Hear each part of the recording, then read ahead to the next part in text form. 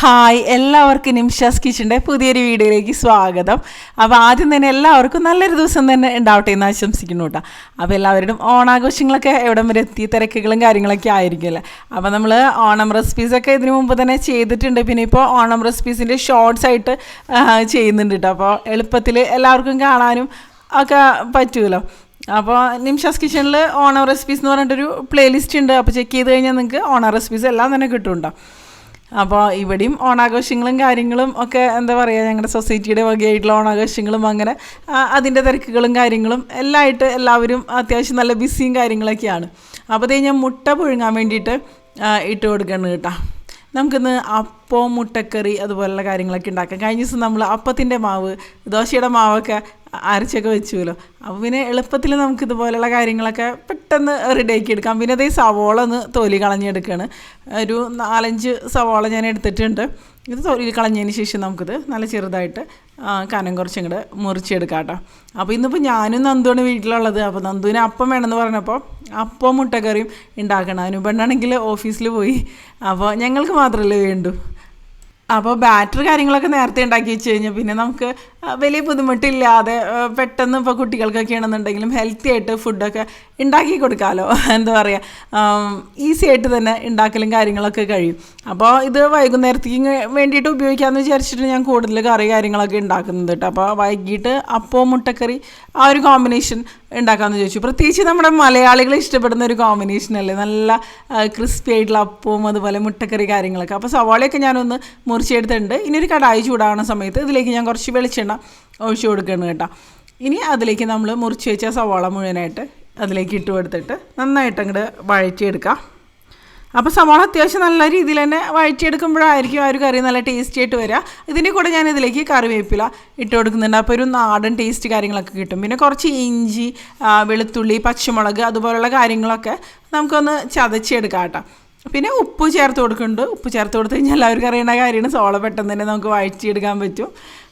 പിന്നെ ഇതിലേക്ക് നമുക്ക് നേരത്തെ ചതച്ച് വെച്ച ആ ഒരു ഇഞ്ചി, വെളുത്തുള്ളി, പച്ചമുളക് ആ ഒരു സംഭവങ്ങളെല്ലാം കൂടെ ഇതിലേക്ക് ഇട്ട് കൊടുക്കാം കേട്ടോ. പച്ചമുളകൊന്നും ഞാൻ അധികം എടുത്തിട്ടില്ല, ഒരു പച്ചമുളകൊക്കെ എടുത്തിട്ടുള്ളൂ. കാരണം അല്ലെങ്കിൽ പെട്ടെന്ന് നല്ല സ്പൈസി ആയിട്ട് മാറുമല്ലോ. ഇനി അതിനുശേഷം ഇത് നന്നായിട്ട് ഇളക്കി നന്നായിട്ട് എന്താ പറയുക, നന്നായിട്ട് വഴന്ന് വരട്ടെ. അപ്പോൾ അത് ഞാൻ അപ്പുറത്തെ അടുപ്പിലേക്ക് വെച്ച് കൊടുത്തിട്ടുണ്ട്. ആ ഒരു സമയം കൊണ്ട് നമ്മുടെ മുട്ടയൊക്കെ ഒന്ന് വെന്ത് വന്നു. മുട്ട ഒരു 10 മിനിറ്റ് കൊണ്ട് കറക്റ്റായിട്ട് നല്ല രീതിയിൽ തന്നെ വെന്ത് വരുമല്ലോ. അപ്പോൾ ഞാനതിൻ്റെ ആ ഒരു ചൂടുവെള്ളമൊക്കെ ഊറ്റി കളഞ്ഞതിന് ശേഷം പച്ചവെള്ളത്തിലേക്ക് ഒന്ന് ഇട്ട് കൊടുത്തു. എന്നിട്ട് ചെറുതായിട്ടൊന്ന് തണുത്ത് വന്ന സമയത്ത് അതിൻ്റെ ഷെല്ലൊക്കെ ഒന്ന് പൊളിച്ചെടുക്കണം കേട്ടോ. അപ്പോൾ നന്ദു എന്നെ ഹെൽപ്പ് ചെയ്യുന്നുണ്ട് ഇതുപോലുള്ള കാര്യങ്ങളൊക്കെ ചെയ്യുമ്പോൾ. പുതിയ കുട്ടികളുണ്ടെന്നുണ്ടെങ്കിൽ ഇതുപോലെ ഹെൽപ്പ് ചെയ്യാനൊക്കെ വേണ്ടിയിട്ട് വരാറുണ്ട് കേട്ടോ. അപ്പോൾ ഇന്ന് നന്ദുവിന് സ്കൂളുണ്ടായിരുന്നു. നന്ദുവിന് ചുമയായ കാരണം നന്ദു സ്കൂളിൽ പോയില്ല. അപ്പോൾ അതാണ് നന്ദുവിനെ കാണുന്നത് കേട്ടോ. അപ്പോൾ നന്ദും അവിടെ മുട്ടയുടെ തൊലിയൊക്കെ ഇതുപോലെ പൊളിച്ചെടുക്കുന്നൊക്കെ ഉണ്ട്. അപ്പോഴേക്കും നമ്മുടെ മസാല കാര്യങ്ങളൊക്കെ റെഡി ആയിട്ട് വരട്ടെ. അപ്പോൾ അതിൻ്റെ ഒപ്പം നമുക്ക് അപ്പം ഉണ്ടാക്കാം. ഞാൻ അപ്പത്തിൻ്റെ ആ ഒരു ചട്ടി അടുപ്പത്ത് വെച്ചിട്ടുണ്ട്. നന്നായിട്ട് അങ്ങോട്ട് ചൂടായിട്ട് വരുന്ന സമയത്ത് പിന്നെ നമുക്കതിലേക്ക് ആ ഒരു മാവ് കോരി ഒഴിച്ച് ഉണ്ടാക്കാം. അപ്പോൾ നന്ദു ഇവിടെ ഇരുന്ന് ഓരോന്നിങ്ങനെ പറയുന്നുണ്ട്, കണ്ടില്ലേ, നന്നായിട്ട് ചൂടായിട്ട് വന്നിട്ടുണ്ട്. ശരിക്കും അപ്പമൊക്കെ ഉണ്ടാക്കുമ്പോൾ ആ ഒരു പാൻ അല്ലെങ്കിൽ ആ ഒരു അപ്പച്ചിട്ടിയുടെ ചൂട് ഭയങ്കര ഇമ്പോർട്ടൻ്റ് അല്ല. അത്യാവശ്യം നല്ല ചൂട് വേണം. പക്ഷേ ചൂട് ഒരുപാട് കൂടിപ്പോയാലും അപ്പം കറക്റ്റായിട്ട് വരില്ല. എന്നിട്ട് ഇതുപോലെ ഒന്ന് ചുറ്റിച്ച് കൊടുക്കുകയാണ്. ഇനി ഈ സമയത്ത് ഹൈ ഫ്ലെയിമിൽ തന്നെയാണ് ഇരിക്കുന്നത്. കുറച്ച് സമയം ഒന്ന് ഇതുപോലെ തുറന്ന് വയ്ക്കുക. എന്നിട്ട് ഇതുപോലെ ഹോൾസ് ഓട്ടകളൊക്കെ ഒന്ന് നന്നായിട്ട് വന്നതിന് ശേഷം ആണ് പിന്നെ അടച്ച് വെച്ചത് കുക്ക് ചെയ്യണത് കേട്ടോ. ഞാൻ ഹൈ ഫ്ലെയിമിൽ തന്നെയാണ് വെച്ച് കൊടുക്കുന്നത്. അപ്പം നല്ല എന്താ പറയുക, അരികുകളൊക്കെ നല്ല മൊരിഞ്ഞ നല്ല ക്രിസ്പി അപ്പം കിട്ടും. അരികുകൾ നല്ല മൊരിഞ്ഞ് ഉൾഭാഗം നല്ല സോഫ്റ്റ് ആയിട്ടുള്ള നല്ല റെസ്റ്റോറൻറ്റിൽ നിന്നൊക്കെ കഴിക്കുന്ന ആ ഒരു രീതിയിലുള്ള നല്ല സൂപ്പർ ടേസ്റ്റി ആയിട്ടുള്ള അപ്പം റെഡി ആയിട്ട് വന്നിട്ടുണ്ട്. ഇതുപോലെ ഞാൻ അപ്പങ്ങളെല്ലാം ഉണ്ടാക്കിയെടുക്കണം. അപ്പോൾ ഞാൻ കഴിഞ്ഞ ദിവസം ഇതിൻ്റെ റെസിപ്പി കാണിച്ചിട്ടുണ്ടായിരുന്നു, ഈ ഒരു ബാറ്റർ എങ്ങനെ ഉണ്ടാക്കണേന്ന്. ഞാൻ നാളികേരം വെള്ളത്തിലായിരുന്നു ഈസ്റ്റ് ഫെർമെൻറ്റ് ചെയ്യാൻ വേണ്ടിയിട്ട് വെച്ചത്. അപ്പോൾ ഈ ഒരു അപ്പത്തിനൊരു പ്രത്യേക ടേസ്റ്റ് തന്നെ എനിക്ക് തോന്നി കേട്ടോ, നല്ല ടേസ്റ്റി ആയിട്ട് തന്നെ തോന്നി. അപ്പോൾ അതേ അപ്പം ചുറ്റിച്ച് എടുക്കുന്നുണ്ട്. അപ്പോഴേക്കും നമ്മുടെ സവാള കാര്യങ്ങളൊക്കെ അവിടെ ഇരുന്ന് റെഡി ആയിട്ട് വരുന്നുണ്ട്. കണ്ടില്ലേ, നല്ല ക്രിസ്പിയാണ് അതിൻ്റെ അരികുകൾ. നമുക്കിത് തന്നെ വേണമെന്നുണ്ടെങ്കിൽ കഴിക്കാം, അത്ര നല്ല ടേസ്റ്റ്. ചില അപ്പത്തിൻ്റെ റെസിപ്പികളൊക്കെ നമ്മൾ ഉണ്ടാക്കുന്ന സമയത്ത് നമുക്കത് കറിയില്ലാണ്ട് തന്നെ കഴിക്കാൻ പറ്റുന്നൊരു അത്രയും നല്ല ടേസ്റ്റ് ആയിരിക്കും. അത്യാവശ്യം നല്ല രീതിയിൽ നാളികേരവും ഒക്കെ കൂടെ ചേർത്തിട്ട് തയ്യാറാക്കുമ്പോൾ പ്രത്യേകിച്ച് നന്നായിട്ട് വരും. നല്ലൊരു ടെക്സ്ചറിൽ തന്നെ വന്നിട്ടുണ്ട് കേട്ടത്. ഇതിപ്പോൾ സാധാരണ അപ്പങ്ങളെക്കാളും കുറച്ചും കൂടി വലിപ്പത്തിലാണ് ഞാൻ തയ്യാറാക്കുന്നത്. കുറച്ച് സൈസ് കൂടുതലുണ്ട്. അപ്പോൾ ഒരു 2 എണ്ണമൊക്കെ കഴിച്ചാൽ തന്നെ അത്യാവശ്യം നമുക്ക് നല്ല ഹെവി ആയിരിക്കും. കണ്ടില്ലേ, ബാക്കി അപ്പങ്ങളും ഒക്കെ അതേ ഇവിടെ റെഡി ആയിട്ട് വരുന്നുണ്ട്. അതിൻ്റെ ആ ഒരു നടുഭാഗം കറക്റ്റായിട്ട് വെന്തോന്ന് മാത്രം നോക്കിയാൽ മതി, അപ്പോൾ റെഡി ആയിട്ട് വരും. അപ്പോൾ നമ്മുടെ ഈ മസാലയ്ക്ക് വേണ്ട ഒരു സവാളയൊക്കെ നന്നായിട്ട് വഴന്നു വന്നിട്ടുണ്ട്. ഇനി ഇതിലേക്ക് ഞാൻ മഞ്ഞൾപ്പൊടി, മുളക് പൊടി, മല്ലിപ്പൊടി, പിന്നെ കുരുമുളക് പൊടിയൊക്കെ ചേർത്ത് കൊടുക്കണം കേട്ടോ. അപ്പോൾ കുട്ടികളൊക്കെ കഴിക്കണ കാരണം ഞാൻ എരിവ് ഒരുപാടൊന്നും ചേർത്ത് കൊടുക്കുന്നില്ല, ആവശ്യത്തിന് തന്നെ ഒരു എരിവ് ആയിട്ട് ഉണ്ടാക്കിയെടുക്കുന്നുള്ളൂ കേട്ടോ. അപ്പോൾ പൊടികളൊക്കെ ചേർത്ത് നമുക്ക് അതിൻ്റെ ഒരു പച്ചമണം മാറണ വരെ ഒന്ന് വഴച്ചെടുക്കുക. അതിന് ശേഷം പിന്നെ നമുക്കിതിലേക്ക് വെള്ളം ഒഴിച്ചിട്ട് ആവശ്യത്തിന് വെള്ളം, അല്ലെങ്കിൽ നാളികേരപ്പാൽ വേണമെന്നുണ്ടെങ്കിൽ നാളികേരപ്പാൽ ചേർത്ത് കൊടുക്കാം. അപ്പോൾ ഒന്നും കൂടി ടേസ്റ്റി ആയിട്ട് വരും. ഞാനിപ്പോൾ നാളികേരപ്പാൽ എടുക്കാനൊന്നും നിന്നില്ല കേട്ടോ, പെട്ടെന്ന് തന്നെ ഉണ്ടാക്കിയെടുക്കുകയാണ്. അപ്പോൾ നന്ദു അവിടെ ഞാൻ ഉണ്ടാക്കുമ്പോൾ ഈ ചൂടോടുകൂടി കഴിക്കുന്നുണ്ട്. കറിയൊന്നും റെഡി ആയിട്ടൊന്നുമില്ല. ഞാൻ പറഞ്ഞില്ല, ഇത് ശരിക്കും പറഞ്ഞാൽ കറിയില്ലാതെ തന്നെ നമുക്ക് കഴിക്കാം, നല്ല ടേസ്റ്റ് തന്നെയാണ്. പിന്നെ ഞാനൊരു തക്കാളി, നല്ല പഴുത്ത തക്കാളി ഇതുപോലെ ഒന്ന് മുറിച്ച് അതിലേക്ക് ഇട്ട് കൊടുക്കുന്നുണ്ട്. തക്കാളി ഒരുപാട് അളവ് കൂടി പോകണ്ട, അത്രയ്ക്ക് ടേസ്റ്റി ആയിട്ട് വരില്ല. ഇതിന് പിന്നെ ഒരുപാട് പുളിയോ കാര്യങ്ങളോ ഒന്നുമില്ല, അപ്പം പിന്നെ കുഴപ്പമില്ല. പുളി ഒരുപാടുള്ള തക്കാളിയൊക്കെ നമ്മൾ ഒരുപാട് ചേർത്ത് കഴിഞ്ഞാൽ ഒരു മുട്ടക്കറിയുടെ ടേസ്റ്റ് തന്നെ ശരിക്കും പറഞ്ഞാൽ മാറിപ്പോവും. ഇനി തക്കാളി ഒന്ന് സോഫ്റ്റായിട്ട് വെന്തൊന്ന് വരട്ടെ കേട്ടോ, അതുവരെ ഒന്ന് നമുക്ക് ഇളക്കി കൊടുക്കുക. അതിനുശേഷം പിന്നെ ഞാൻ വെള്ളം ഒഴിച്ചിട്ട് ആവശ്യത്തിനുള്ളൊരു ഗ്രേവി ആക്കി എടുക്കണം കേട്ടോ.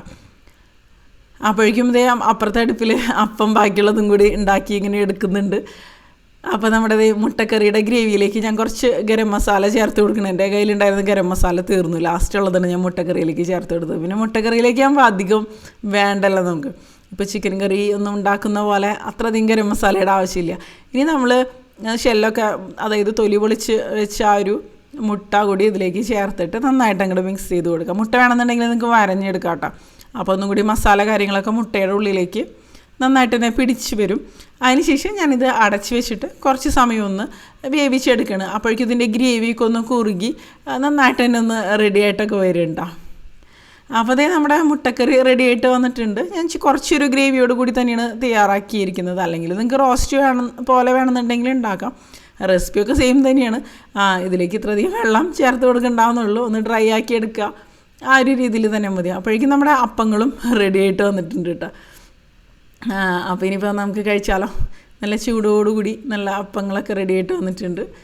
അതിലേക്ക് നമുക്ക് മുട്ടക്കറി ചേർത്ത് അങ്ങോട്ട് കഴിക്കാം. അപ്പോൾ ചൂടോടുകൂടി കഴിക്കുമ്പോഴല്ലേ, പ്രത്യേകിച്ച് ഇങ്ങനെ മൊരിഞ്ഞ രീതിയിലുള്ള അപ്പം ചൂടോടുകൂടി കഴിക്കുമ്പോഴാണ് നല്ല ടേസ്റ്റ്.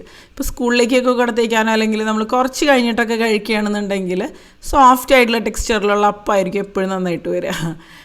അപ്പോൾ എന്താ പറയുക, നമ്മൾ കഴിക്കണതിനനുസരിച്ച് അങ്ങനെയൊക്കെ ഉണ്ടാക്കുമ്പോൾ ആയിരിക്കും ശരിക്കും പറഞ്ഞാൽ നല്ല ടേസ്റ്റി ആയിട്ട് വരാം. അപ്പോൾ ഒരു പീസ് അപ്പം എടുക്കുക, എന്നിട്ട് അതിൽ കുറച്ച് മുട്ടയുടെ ഗ്രേവിയും മുട്ടക്കറിയൊക്കെ കൂടി കഴിക്കുക. തൊടാൻ പറ്റുന്നില്ല, നല്ല ചൂട്. എന്നിട്ട് എന്താ പറയുക, കഴിക്കുക, നല്ല അടിപൊളിയല്ലേ. പ്രത്യേകിച്ച് ബ്രേക്ക്ഫാസ്റ്റോ ലഞ്ചോ ഡിന്നറോ എപ്പോൾ വേണമെന്നുണ്ടെങ്കിലും കഴിക്കാവുന്ന ഒരു അടിപൊളി കോമ്പിനേഷൻ അല്ലേ. അപ്പോൾ അങ്ങനെ ഈ ഒരു വീഡിയോ ഇവിടെ അവസാനിക്കുന്നത് കേട്ടോ. ഈ ഒരു വീഡിയോനെ കുറിച്ചുള്ള നിങ്ങളുടെ അഭിപ്രായങ്ങൾ തീർച്ചയായിട്ടും താഴെ കമൻറ്റ് ചെയ്യുക. നിങ്ങളുടെ കമൻറ്റാണ് എനിക്ക് ശരിക്കും പറഞ്ഞാൽ ഇൻസ്പിറേഷൻ തരുന്നത് പുതിയ പുതിയ വീഡിയോസൊക്കെ ചെയ്യാൻ വേണ്ടിയിട്ട് കേട്ടോ. അപ്പോൾ തീർച്ചയായിട്ടും കമൻറ്റ് ചെയ്ത് എന്താണെന്നുണ്ടെങ്കിലും, പോസിറ്റീവ് ആണെങ്കിലും നെഗറ്റീവ് ആണെങ്കിലും നിങ്ങളുടെ അഭിപ്രായങ്ങൾ എന്താണെന്നുണ്ടെങ്കിലും നിങ്ങൾക്ക് ഇവിടെ കമൻറ്റ് ചെയ്യാം കേട്ടോ. അപ്പോൾ ഇതിലും നല്ലൊരു വീഡിയോ ആയിട്ട് നമുക്ക് വീണ്ടും കാണാം കേട്ടോ.